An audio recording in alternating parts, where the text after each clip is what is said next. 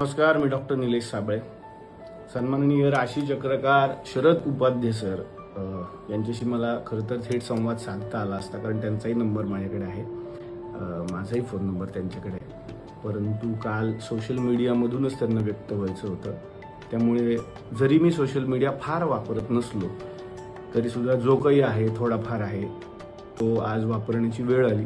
मला नेहमी वाटायचं की सोशल मीडियावर आपण फक्त मनोरंजनाचे व्हिडिओ पोस्ट करत जाऊयात, जेणेकरून आपलं जे काम आहे लोकांना हसवणं तेवढंच आपण करूयात.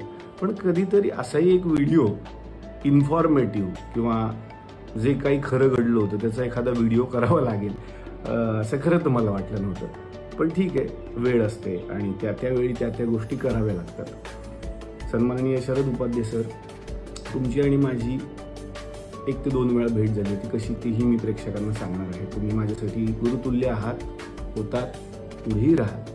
परंतु काल सुरुवात जे तुमच्या पोस्टची आपण केलीत की डॉक्टर निलेश साबळे यांना झी मराठीनं डच्चू दिलं. मी खाली का बघतोय, मी मुद्दे काढून बोलतोय, उगाच वेग काहीतरी बोलत नाही म्हणून मी मुद्दे काढून बोलतोय. कारण उगाच माहिती न घेता एखादा पटकन व्हिडिओ बनवणं किंवा पटकन काहीतरी लिहिणं मला वाटतं ते जबाबदारीचं वाटत नाही माझ्यासारख्या माणसाला.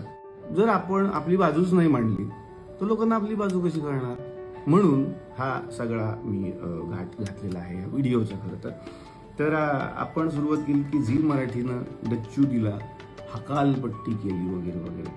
मला फक्त एक प्रश्न विचारायचा सर की तुम्हाला यातली पूर्ण माहिती आहे का, किंवा बाहेर सुद्धा मीडियामध्ये लिहिणाऱ्यांना काय ते लिहू शकतात. यूट्यूबवरती बरेच जणांचे स्वयंघोषित पत्रकारांचेही चॅनल आहेत.